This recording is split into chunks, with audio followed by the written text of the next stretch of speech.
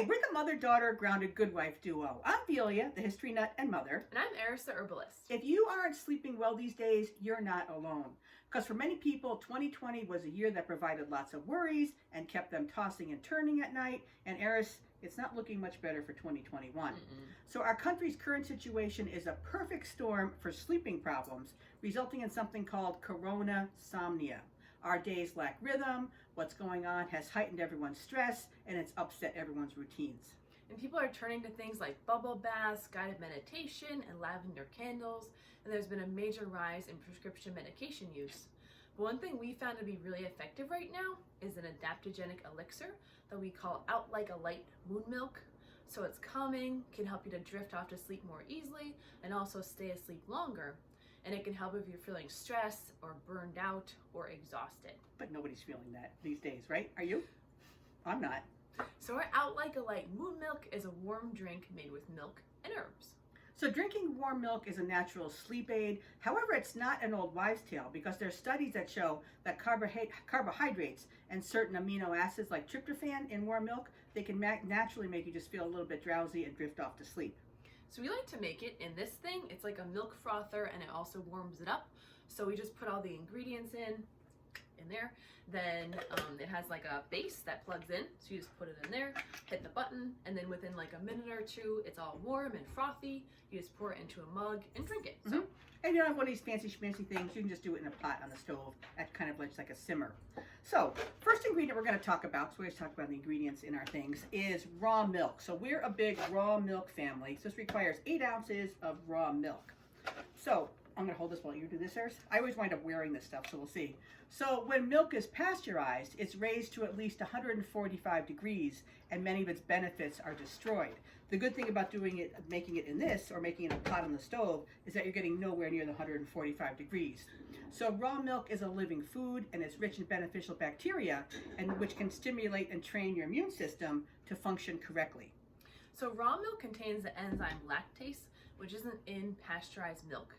And a lot of people who think that they can't handle dairy actually do okay with raw milk because it has the lactase enzyme. So like for me, if I drink pasteurized milk or eat ice cream, I feel like I just turn into like a total blob, like everything's just all like puffy and like bleh. Eris calls herself the Michelin Man when this happens. Yeah, it's a weird feeling.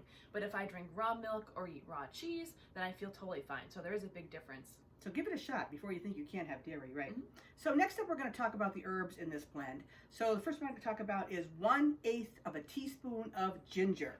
So here is our ginger. Who's going to measure the 1/8 of a teaspoon? Me? Okay. So ginger is considered to be a carrier herb, which means it helps other herbs work more effectively in the body. So it's nice to put in a bunch of remedies like this. Okay, next up is cinnamon. I think a lot of times people think of cinnamon just as something that goes in apple pie or maybe in a coffee cake or in cider, but it really has a lot of medicinal benefits. So cinnamon can help to lift fatigue and also raise up low spirits. So if you're feeling a little bit low, it'll help with that. It also contains a high level of manganese, which is really helpful to the central nervous system. And in case you didn't know, the central nervous system has a bunch of tasks that it does, and without it, you could not survive. So things that it does, it helps with like thinking, reading, memory, breathing, heartbeat, how you respond to stress, and also sleep. So important stuff. Thinking and breathing are kind of important, right? So 1/8 of a teaspoon of ground cardamom.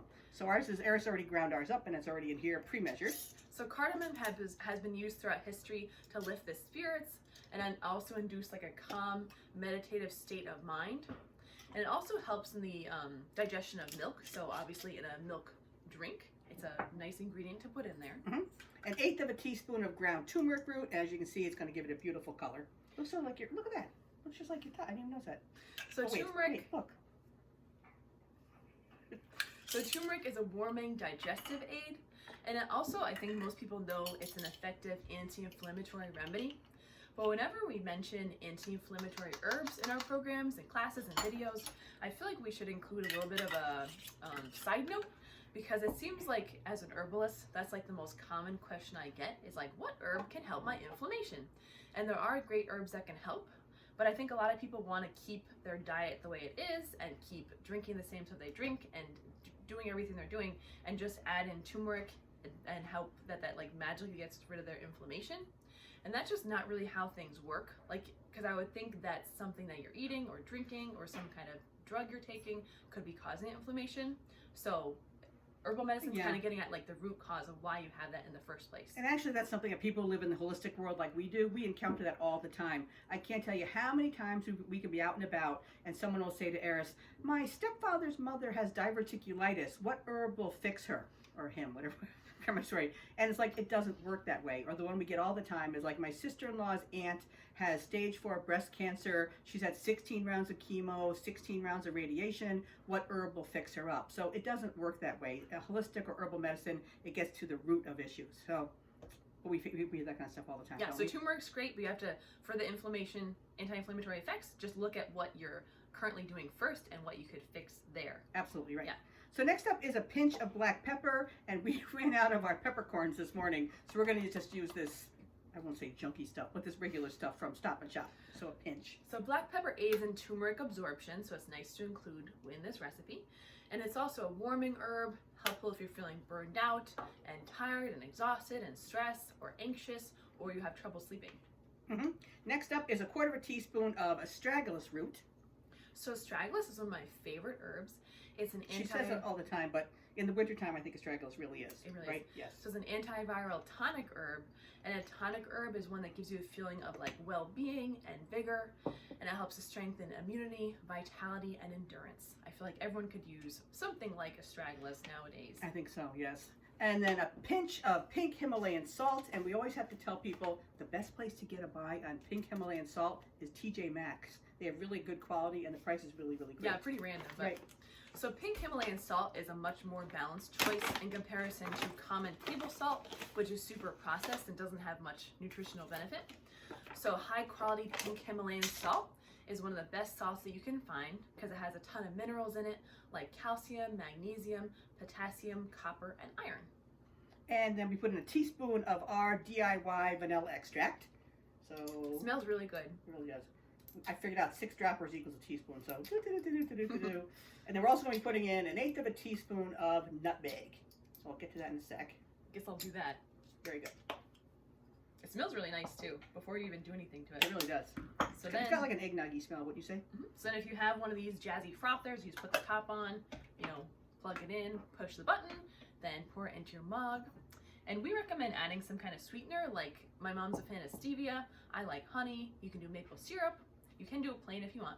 I would recommend drinking this about 20 minutes before you go to bed. I wash my face, get all ready for bed, then I drink my out like a light moon milk, and then afterwards I brush my teeth. And I'm telling you, this stuff really, really and truly works. It really is going to knock you out. Mm-hmm. So I guess we'll say happy Sweet dreams. frothing, sweet dreams, happy frothing, and thanks for joining us. Bye bye. Stay grounded. Yeah.